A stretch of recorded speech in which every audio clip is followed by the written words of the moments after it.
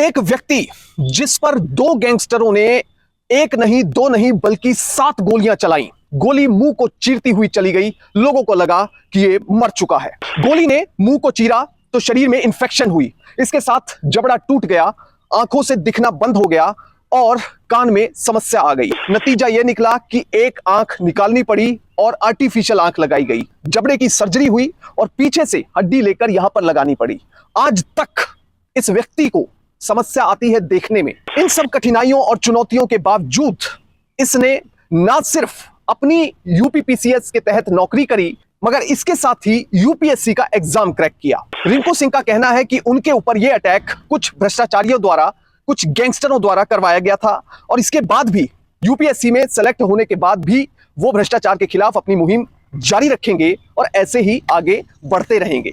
रिंकू ने अपनी एक इंश्योरेंस पॉलिसी करवाई है ताकि अगर उन्हें कुछ हो जाए तो उनकी मौत के बाद पैसा उनके परिवार को मिल सके। और साथ ही अपने दोस्तों को कहकर रखा है कि जिस दिन मुझे कुछ हो गया मेरे बेटे को हमेशा गाइड करते रहना ताकि वो एक दिन ईमानदार सिविल सर्वेंट बन सके।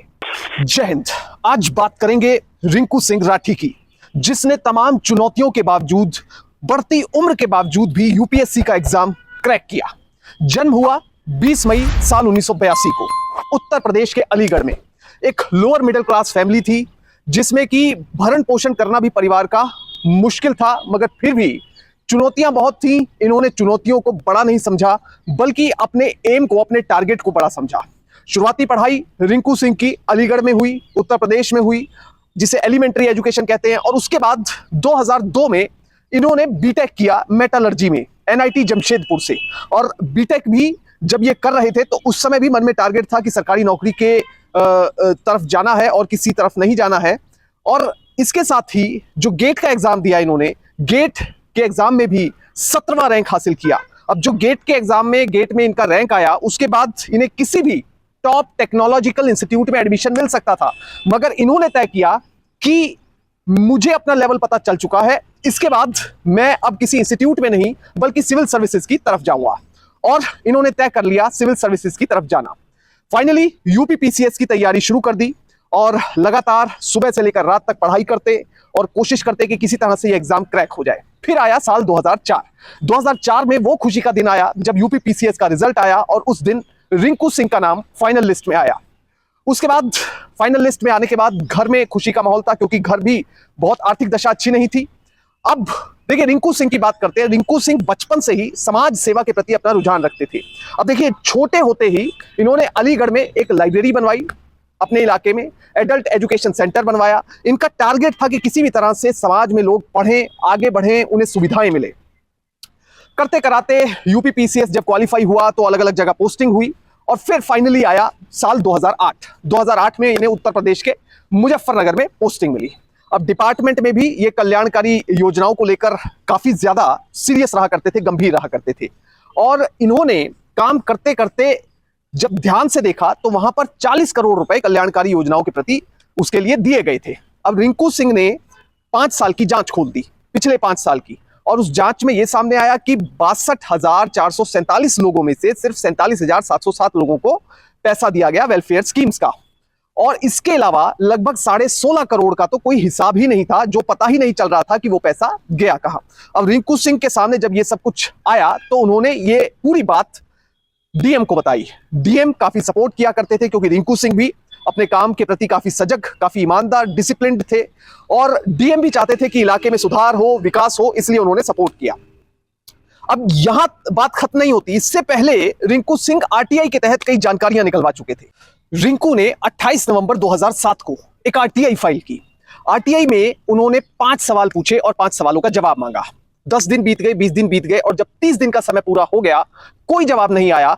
फिर उन्होंने रुख किया सेंट्रल इंफॉर्मेशन कमीशन का। सेंट्रल इंफॉर्मेशन कमीशन में उन्होंने सेक्शन 18 के तहत अपनी कंप्लेंट दर्ज करवाई और कहा कि मेरे जो 5 सवाल मैंने आरटीआई के तहत पूछे हैं उनका जवाब नहीं मिला है। उसके बाद सीआईसी ने पीआईओ को कहा कि आपने जवाब क्यों नहीं दिया, और फाइनली सीआईसी ने कहा कि 2 सवालों के जवाब तुरंत भेजे जाएं, और उन्हें आरटीआई का जवाब मिल गया। अब ये जब सारी प्रोसेस चल रही थी, उन्होंने 5 साल की इंक्वायरी जो जांच थी वो करवाई, आरटीआई मांगी, और उसके बाद उन्होंने डीएम को भी कह दिया कि सर जो मेरी 5 साल की जांच में निकलकर सामने आया है मैं उसे कंप्यूटराइज करने जा रहा हूं, यानी कि हमेशा के लिए ये रिकॉर्ड में रहेगा और कंप्यूटर में रहेगा, डिजिटाइज रहेगा, ताकि आने वाले अधिकारियों को भी पता चल सके कि क्या कुछ पहले चल रहा था। अब जब ये सारी प्रोसेस चल रही थी तब आया साल 2009 का 26 मार्च के दिन सुबह सुबह रिंकू उठे और उठकर बाहर रोज खेलने जाते थे बैडमिंटन, और सरकारी आवास मिला हुआ था, सामने ही ग्राउंड में बैडमिंटन कोर्ट बनाया गया था। तो वो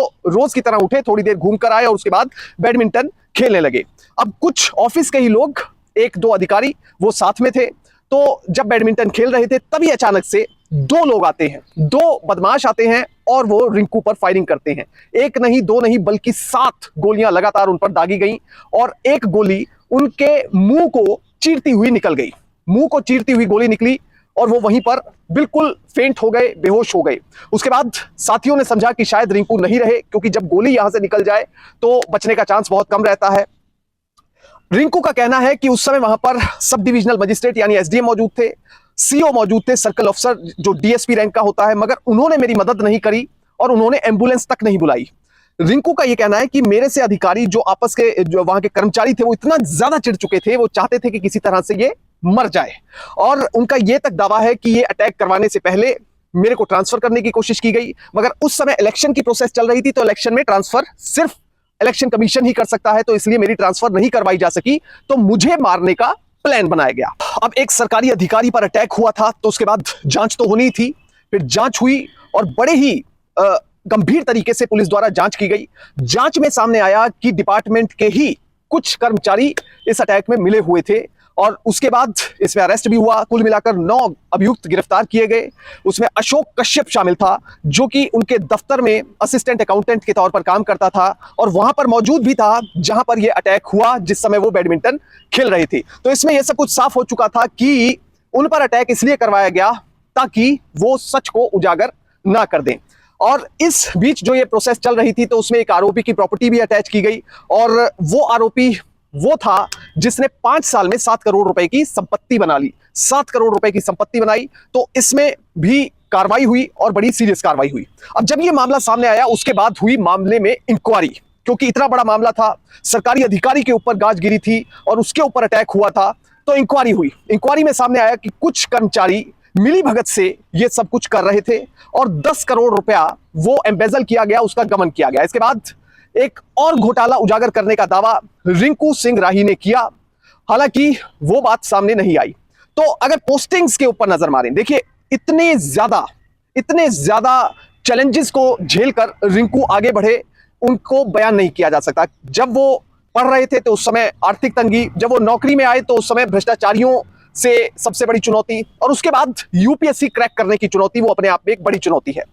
अगर पोस्टिंग्स की बात करें तो यूपीपीसीएस के तहत अधिकारी रहते हुए उनकी कई जगह पोस्टिंग हुई, भदोही, श्रावस्ती, ललितपुर, अलीगढ़, इन सब जगह पोस्टिंग रही, और फाइनली वो हापुड़ में, उत्तर प्रदेश में हापुड़ एक छोटा सा जिला है जहां पर एक सरकार ने कोचिंग सेंटर बनाया हुआ है, वहां पर ये पढ़ा रहे थे, एज अ हेड काम कर रहे थे। उसे कहते हैं राजकीय ISPCS कोचिंग सेंटर, और उत्तर प्रदेश में सरकार ने 7 कोचिंग सेंटर बनाए हुए हैं इस तरह से।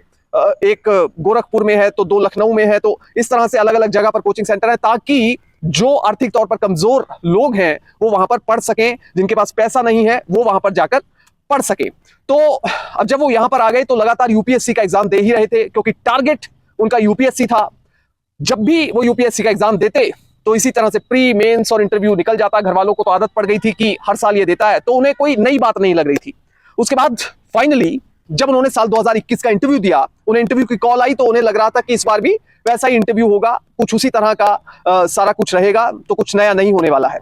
इंटरव्यू देने पहुंचे तो वहां पर इंटरव्यू के लगभग सारे जवाब उन्हें आते थे और उन्हें वो सारे क्वेश्चन इजी लग रहे थे, मगर जो नंबर थे इंटरव्यू में वो बहुत कम थे। वो 105 नंबर आए, मगर फाइनली उन्होंने 683वां रैंक हासिल किया और यूपीएससी क्रैक कर लिया। घर वालों को भी यकीन नहीं था कि हमारे लड़के ने यूपीएससी क्रैक किया है।